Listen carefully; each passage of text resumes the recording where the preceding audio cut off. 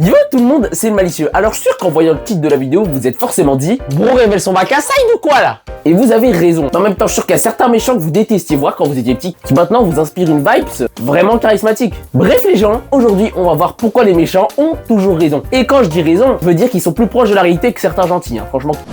Alors premièrement, vous vous dites certainement, non mais c'est vraiment l'enfant originel. Mais quand on y réfléchit bien et qu'on regarde son background, par exemple dans le film Mufasa, on se rend très vite compte que c'était lui à l'origine qui était destiné à être roi. Sauf que bien évidemment, Mufasa qui se ravait. Et en plus au moment où Scar, son vrai nom Taka, et en crush Sarabi, et bien justement, c'est là que Mufasa décide de lui la voler. Donc, je sais que je dose pas et qu'en vrai il voulait pas vraiment lui voler. Mais t'imagines ton meilleur pote te vole ta crush, tu fais comment? Ça transforme des gens en antagonistes, faut pas croire. Donc, bref, premier point. Deuxième point, certes Scar a pas été très sympathique avec Mufasa, mais il lui a quand même sauvé la vie 2 fois. Dans ses premières années, ça lui a quand même rapporté de la compagnie, mais après, franchement. Je veux dire, il sauve Mufasa une deuxième fois, tout ce qu'il fait le bouc, c'est de conduire à l'état de vagabond. Donc franchement, moi je dis, pas ouf le traitement. Tu m'étonnes qu'à la fin il ait sorti le couteau. De ce point de vue-là, il est clairement un minimum rationnel en fait. Et en plus, qu'est-ce qu'il nous dit qu'il était un si mauvais roi? Parce que Mufasa c'est un type idéalisé, frère, le bouc parfait, sans problème, sans intention. Le bouc va même pas au bout de ses idées. Je veux dire, au début, il voulait pas être roi. Au début, il a dit clairement non, faut pas qu'on agisse comme ça et tout. Au final, à la fin, il sort le chèque et commence à dire ah, c'est vrai qu'il y a moyen qu'on peut revoir le truc en fait. Il est pas tout blanc non plus, Mufasa. Ça pour dire que pourquoi sur moi Scar a plus raison que Mufasa? Parce que simplement il reflète plus la réalité en fait, simplement. Ah, attention, je dis pas qu'il faut devenir un troubadour qui fait des coups d'état, mais je dis juste que Scar quand même est poil plus humain, du coup il reflète forcément plus la réalité.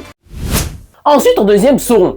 Et alors, autant les premiers arguments étaient pas solides sur les appuis, premier argument extrêmement bancal frérot, je me dois de te le dire là. Mais là franchement, c'est en béton armé. Allez. Parce qu'il faut bien se dire que bon, à la limite, Sauron, c'est un type où il est méchant, il dirige la terre du milieu, ça cache toutes les contrées. Alors j'aurais une seule chose à vous dire. Dans la réalité, c'est qui dirige la terre du milieu? Vous allez me dire les elfes, les nains, les hommes. Et là finalement, juste Sauron, c'est lui qui veut le remplacer tout ça. C'est juste des types qui veulent pas lâcher le magot. Alors là, je suis pas en train de dire que ce qu'il fait Sauron c'est bien. Je suis en train de dire que d'un point de vue purement pragmatique, je change pas des nains, des elfes ou des hommes en fait. Et en plus, lui, il accueille les rejetés. Je veux dire, franchement, Sauron, il accueille tout le monde. Il a des légions d'orques, mais il me semble pas qu'il avait prévu de détruire tous les êtres jusqu'à preuve du contraire. Et en plus, ces mêmes légions d'orques ont été rejetées par les elfes, les hommes, les nains par exemple. C'est purement logique. Et en plus, Sauron, c'est quand même un politicien, mais en poil un peu plus honnête quand même. Tu vois, certains gentils, comme Thranduil par exemple, et c'est clairement plus perverti, je pense, clairement.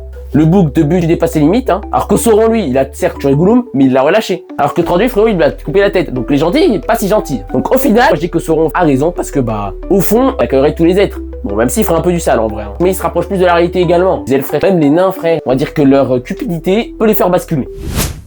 Et enfin, dans le Big Two, on a Anakin, plus connu sous le nom de Dark Vador. Je pense que ça se voit clairement dans les films La Menace Fantôme, L'Attaque des Clones et même La Revanche des Sith. Les Jedi n'ont pas été ultra sympas avec lui.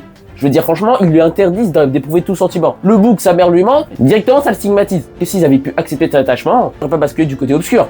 Déjà, premier point. Et deuxième point, les Jedi sont pas tout blancs non plus, jusqu'à preuve du contraire. Ils interprètent tout comme ils veulent. En fait, au final, les Jedi, c'est comme des Sith, mais vêtus en blanc. Parce qu'ils interprètent les prophéties comme ils veulent, ils imposent des règles strictes, et parfois ils refusent d'accepter la réalité. Je veux dire, franchement, les Jedi étaient trop fiers pour accepter que si t'es survécu.